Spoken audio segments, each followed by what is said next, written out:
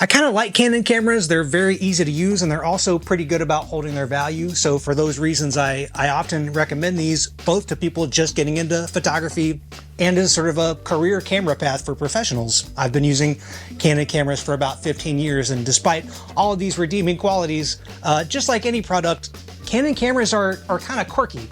And in this video, I thought I would either educate you if you're considering getting into Canon cameras, or if you're already in Canon, maybe we can commiserate over some Canon camera quirks that I just don't think very many people are talking about.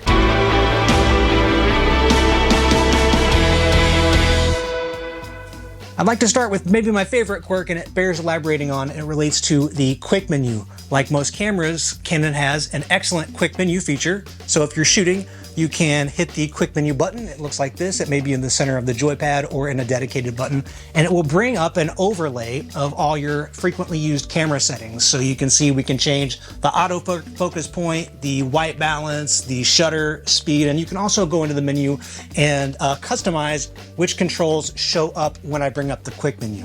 This is a fantastic convenience, so of course it's not what I'm talking about. If you were to cycle through the info button, because say you wanted to bring up your camera settings, your level, your histogram, etc., you can cycle through those overlays by hitting the info button, and you may stumble upon a separate quick menu that I like to call the dark quick menu. Eventually you will grow accustomed to this being part of your Canon camera user experience, but if you're new to the camera, you'll probably be confused and say, why do I need this second quick menu to do essentially the same stuff that's on the overlay quick menu? It's not that simple. Because yes, ideally this dark quick menu should have all of the same shooting settings as the overlay quick menu. If you dive deep into it, you will notice there are some settings that you can only change on this quick menu that you can't change in the overlay quick menu. For example, on this quick menu, I can very easily set up an exposure bracket by tapping here and rotate the shutter control dial to set the parameters of the exposure bracket. If I go into the main overlay quick menu, you can see that there is no setting that I can do to set an exposure bracket.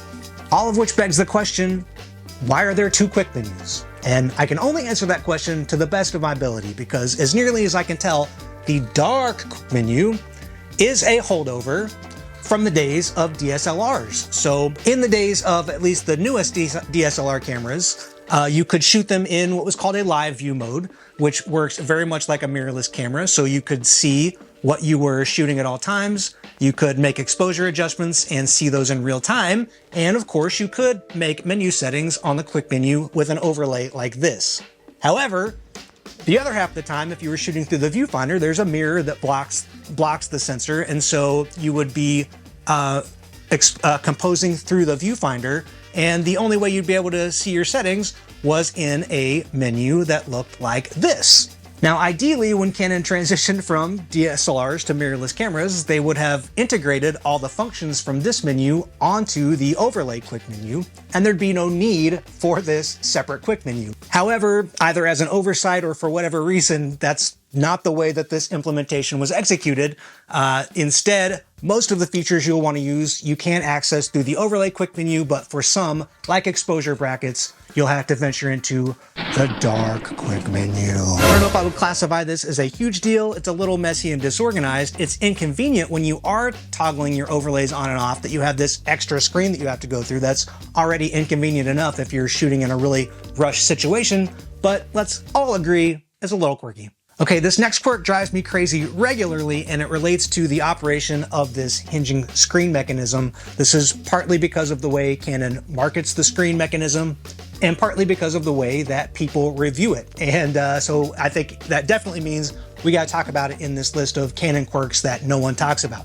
So Canon developed this really innovative mechanism back in, I think, like 2017 on the 70 or 77D DSLR that allows the screen to capture a bunch of different angles. So for example, if a photographer is shooting high overhead, they can flip the screen around like this and point it down at them. If they're shooting down low, they can monitor the screen like this or like this. And moreover, the screen can be angled completely forward for working in front of the camera.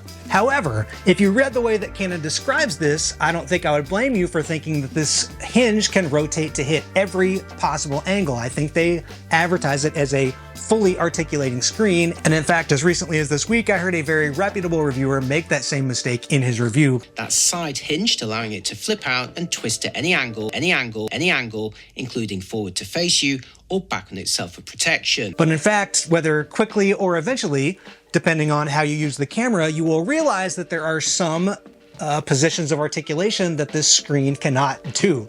So yes, the screen can fully articulate for every vertical purpose, up and down, and horizontally it can do quite a bit of articulation, including facing all the way to the front, but you'll see there's a hard stop there. If you rotate the screen back facing the camera operator, there's a stop there. So in fact, the screen articulation is more like 270 degrees, and there's about 90 degrees of rotation that the screen can achieve. So why is this a big deal for me? When would you run into a situation where this is a limitation? This hits me really hard when I'm trying to use a Canon camera to film an overhead angle. So the camera would be like this. Imagine you're the camera operator. It's facing you, and I want to point the screen so that I am standing down here and I can monitor it. It needs to be in this within that 90-degree radius that the screen can't articulate to. And so for every job where I have a Canon camera filming an overhead angle, I've got to rig up and power and mount and cable up a monitor with the overhead camera rigged so that I can see what's happening with the overhead camera. Super inconvenient, especially considering all the strides that other camera makers are making with screen articulation, and the fact that Canon basically hasn't altered this design since they released it in 2017. Would love to see this quirk resolved in future Canon cameras. Okay, so I wanted the focus of this video to be on Canon camera quirks that I think are underreported or underdiscussed. However, if you're like utterly new to the Canon camera ecosystem, there are also well-known and well-discussed quirks that I think you should be aware of. And so we'll run through a few of those really quickly, and then we'll get into my last unique camera quirk. So first, Canon cameras are not great for continuous shooting if you do prolonged shooting to the point where you hit the buffer. The buffer is like the high-speed memory where the camera stores images before it writes them to the memory card. So I don't know if you can hear my voice, but if I just machine gun out shots here, this is the R7, eventually we'll get to the point where it sort of slows down because it now has to write from the buffer to the memory card. What's weird about this that other cameras don't do, cameras from other manufacturers, I mean, is that during that process, while it's doing that writing, it does sort of give you a display of how long is left before you can use the camera again, but you can't use the camera, you can't go in and change your camera settings, you can't do anything during this process while the camera is writing to the memory card. You see the light here is red, I can't hit the quick menu, I can't hit the FO button. The camera's just basically locked up while it does this writing operation. This is the camera my girlfriend uses. She's going to love that I put all those black frames on her memory card.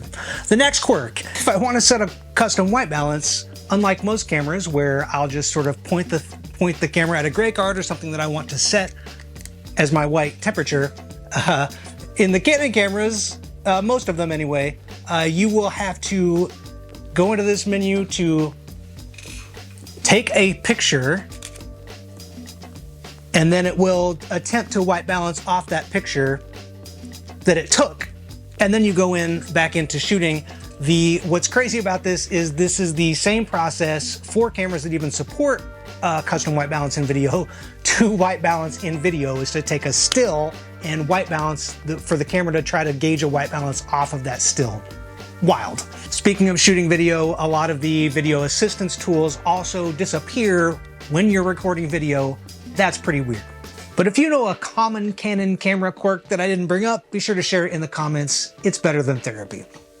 My last quirk that I want to talk about is the implementation of tracking autofocus. So I've got this is the R7 with our crazy custom white balance we just set, and I've got it set to autofocus on this drum head. And you can see if I pan the camera from left to right, if it does anything to autofocus, it's just going to focus on whatever is in this focus box square. I could put the camera in one of these subject detection modes to track cars, animals, people, I presume, was the other one. But, you know, what if I just want to track this drum head? What if I want to move the camera around? What if I want to move the drum head around and keep that thing in focus? And this is where it gets kind of weird, because your camera probably came up set to do this. This is how this happened to me. And it worked fine. And then as you use the camera more, you couldn't do this anymore. And you were like, well, why can't I track a random thing anymore? And it relates to a setting that most people change shortly after they get their camera. And once you change this setting, you can't get the camera to track an inanimate object. And that setting is called whole area AF. So you can see the camera is set up now to track with a box. Most people will use a box or a single point, maybe an expanded area, or maybe one of these flexible zones, which are really convenient. But if I have any of those things set, then I can't touch on, I'm just moving the zone around, and the zone will stay where it is rather than detecting, you know, that object in the frame. If I set the camera to whole area AF, now I can touch, you know, a random thing, and you can see it's sort of put the box around the outline of what it's detected to be that object. And if I move the camera, that box stays with that object and will keep that object in focus. So why I think this is a little quirky is A, no other camera works this way. B, if you have done the inevitable thing of changing from the whole area AF to one of the specialized focus areas, there's nothing in the Canon documentation that will help you get back to finding your way to do this, because it's not obvious that, oh, you have to select this random focus mode in order to be able to have this capability. Okay, that wraps up my 3 Canon camera quirks that no one's talking about. I hope this was cathartic for you, or you learned something if you're thinking about getting into Canon cameras. And again, please comment something if you've got something that, you know, I didn't think to mention. But until I see you next time, you guys keep an eye out and a foot forward. Thanks for watching. Bye.